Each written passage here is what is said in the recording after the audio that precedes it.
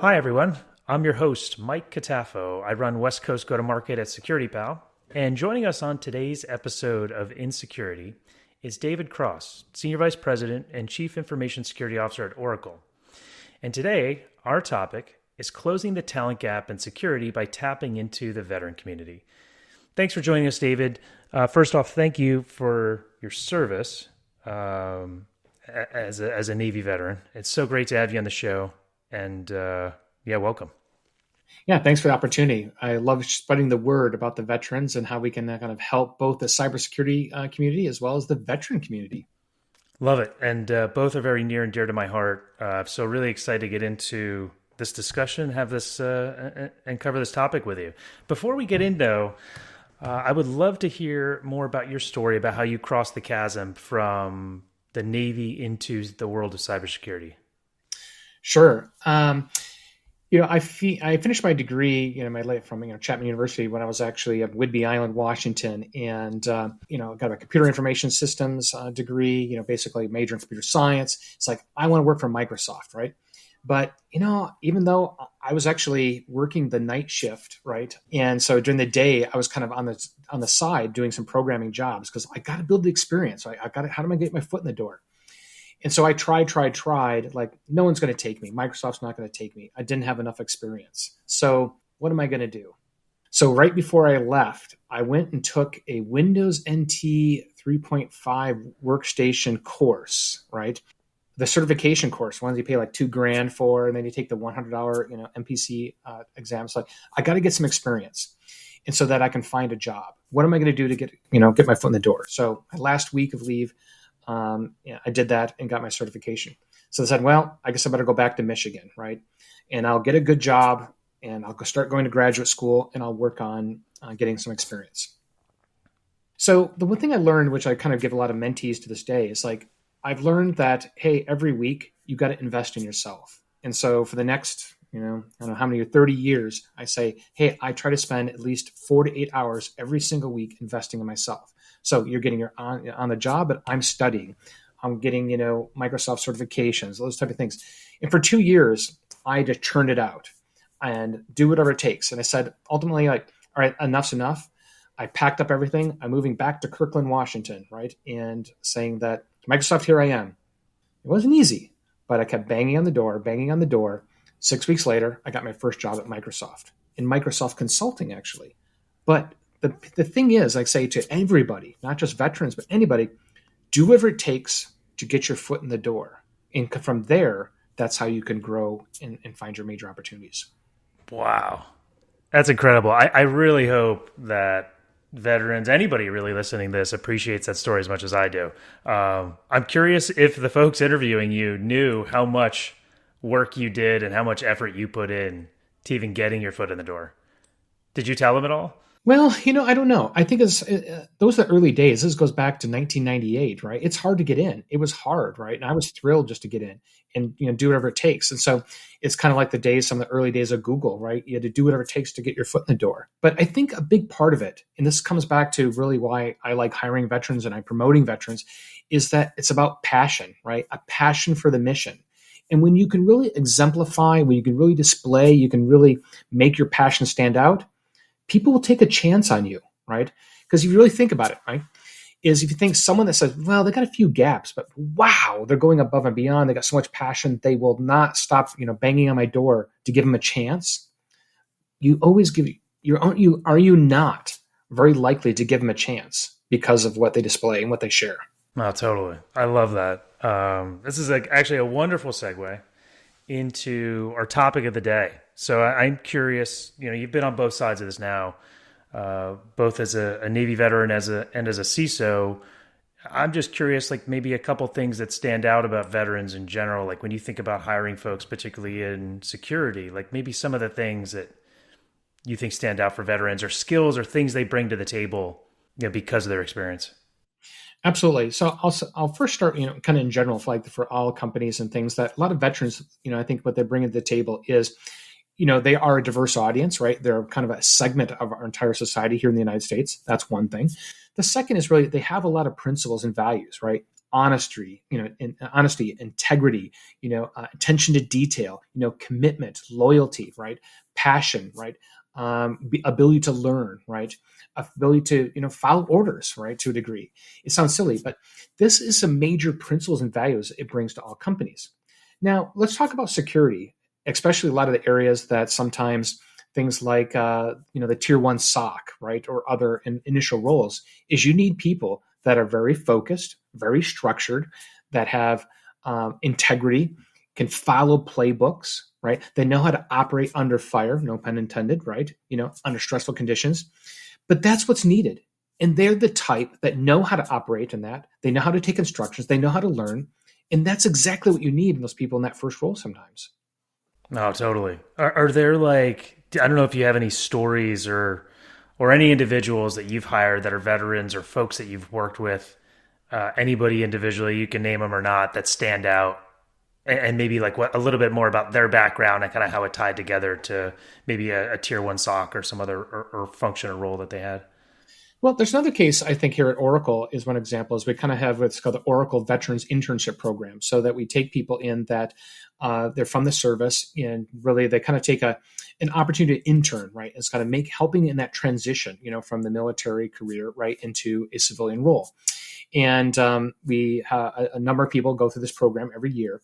And there was one that she was actually got a computer science degree. She's ex-Air Force, and she's really into development. And we say, come be a program manager. She's like, well, what are you talking about? Be a program manager in cybersecurity. I've never been in this. But she had all those values, right? She had that passion, right? And we say, come in and actually, after this intern program, and help us really program manage a lot of our programs that we need. We need the person that has those values, right, and that commitment and willing to learn. And she really came and led by example, right? And we're seeing that, wow, how do you do this? It's like, you hire a veteran, right? And she's been a great success and highlight for our organization. So I hope she doesn't get mad for mentioning her in this podcast. I'm sure she won't. Go Air Force. I'm curious, like if you said there was an internship program.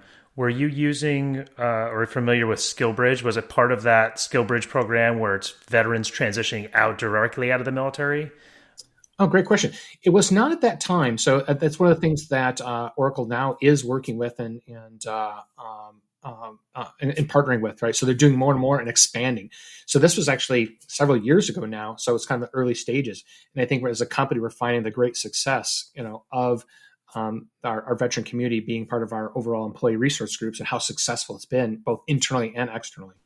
Oh, so are you part of the is there an ERG at Oracle for veterans? Yes, actually it is. So we have a lot of them, and they're this has actually been one of the best companies, I think, for ERGs. And this one, it's called Maven.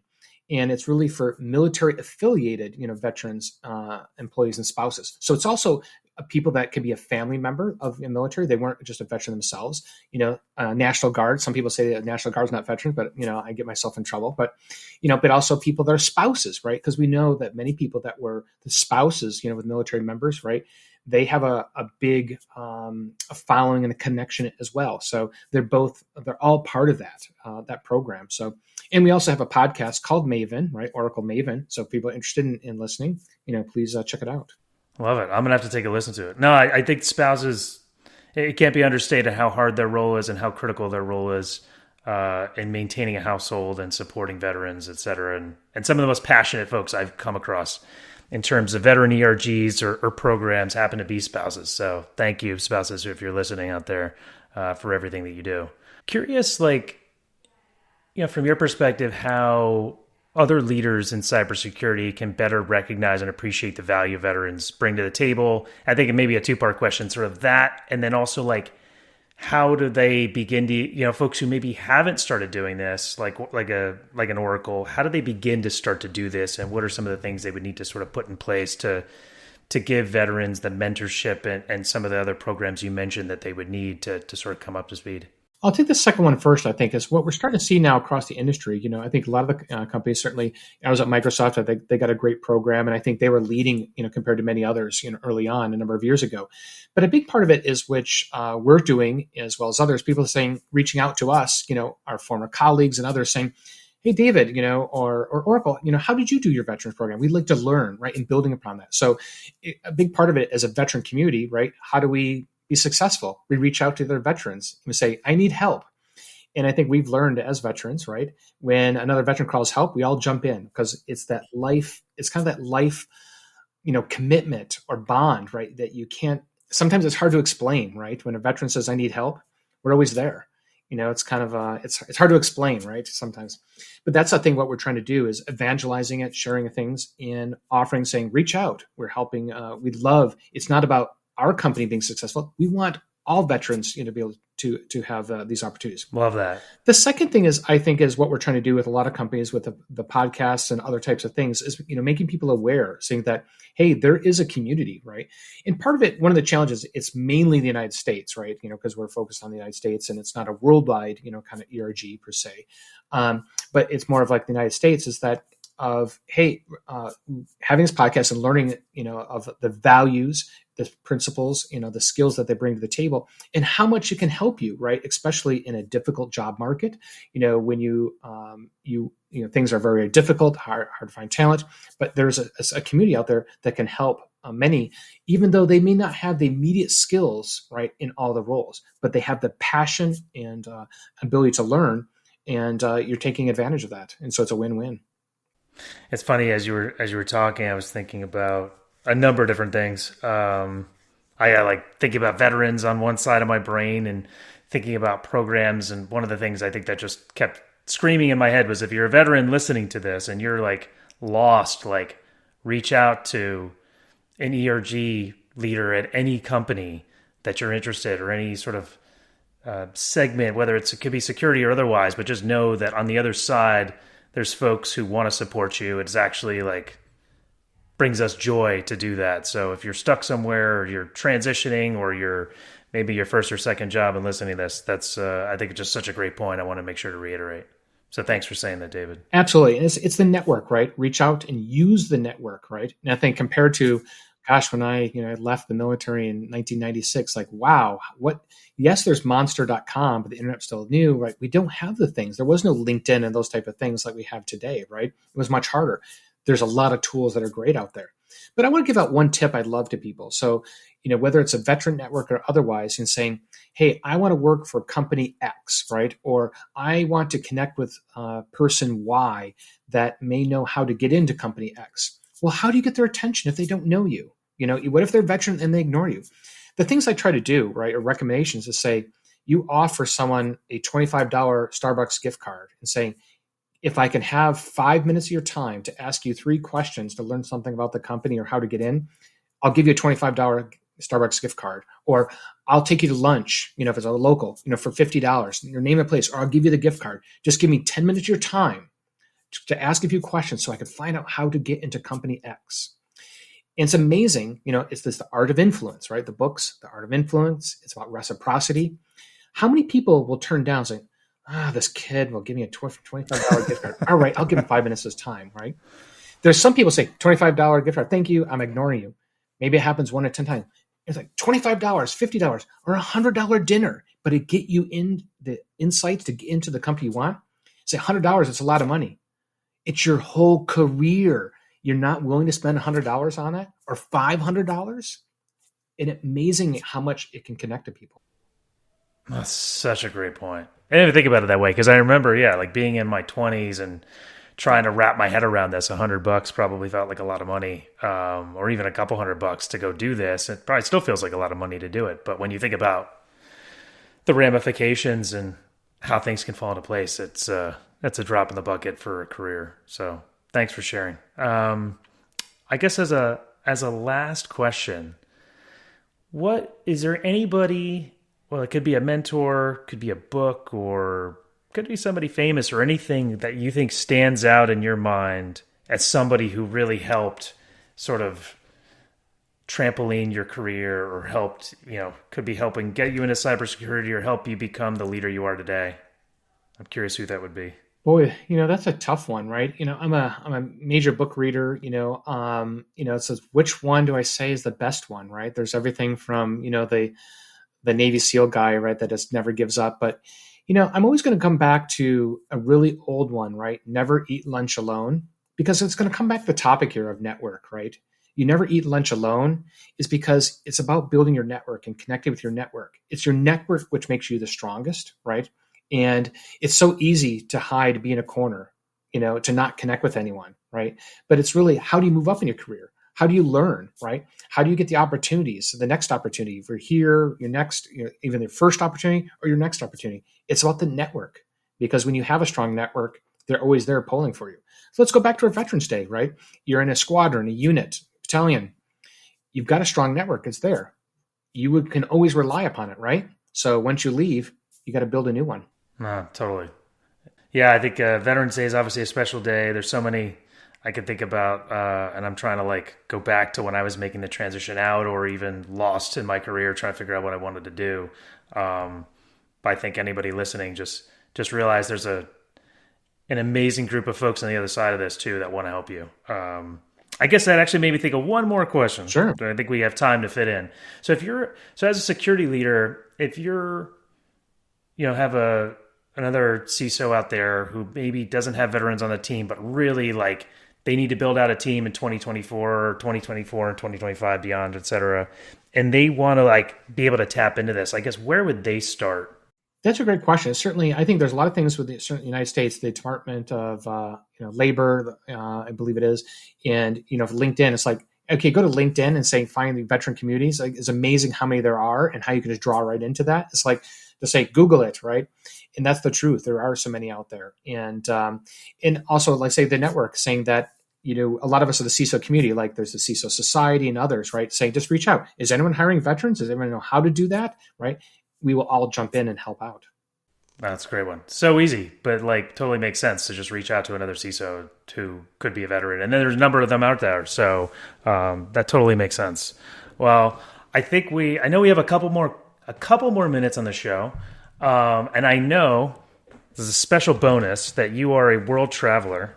And I appreciate you sharing your blog with me. We can even, if you want, I can share it as part of the podcast when we publish it. But what is the most, I think if you're drawing all this together, where's maybe the one place you went as a veteran, or maybe even afterwards, you think is just the most amazing place you've ever been? Wow, it's hard. It's certainly, you can share it, davidcrosstravels.com. I love traveling, love sharing the world, and certainly being a military, it's able to do that. There's so many amazing ones. But I have to admit, one of my most recent ones was with the wife. We went to France and we went to Normandy and went to Omaha Beach. And, after all these years, after, they finally did it. And then when you're there in person on the beach, it's not like we see the movie. It's like, okay, running up the beach. Oh, it's got to be hard. It's got to be rough. And like, this thing's got to be 300, 400, 500 yards. So like, how in the world did they ever do this? And you're there in person, and you go back to, the Saving Private Ryan movie. You're like, oh my gosh, And the thing that made it magical, that whole trip, is then that same day we went to the cemetery, and they actually have a wreath laying every day. And they said, is anyone here a veteran? I'm like, yeah, I'm just a traveler, just a tourist, be there that day. And so I laid the wreath that day at the cemetery there at Omaha Beach. And that was an honor, right? I never expected that, right? Once a lifetime thing. Wow, I just got chills. I know folks who've been there have told me, I've yet to go, but it's on my list. But folks who I know have been there said there's like a feeling there. I don't know if you got this, where it's just there's an aura about Omaha Beach that's just, you can feel it when you're there. Exactly. That's amazing. Well, that's all we have time for today on the show, David. I really appreciate you taking time out of your day to join us. Again, appreciate your service and being part of this community and sharing. I hope our listeners got as much out of that as I did, and really appreciate you having on, and would love to have you back on the show again. Maybe just talk travels next time. Absolutely. Thanks for the opportunity. Thanks for the connection. And I think there's a lot more we can talk about and share in the future. Absolutely. No, totally. Thanks again, David. Cheers.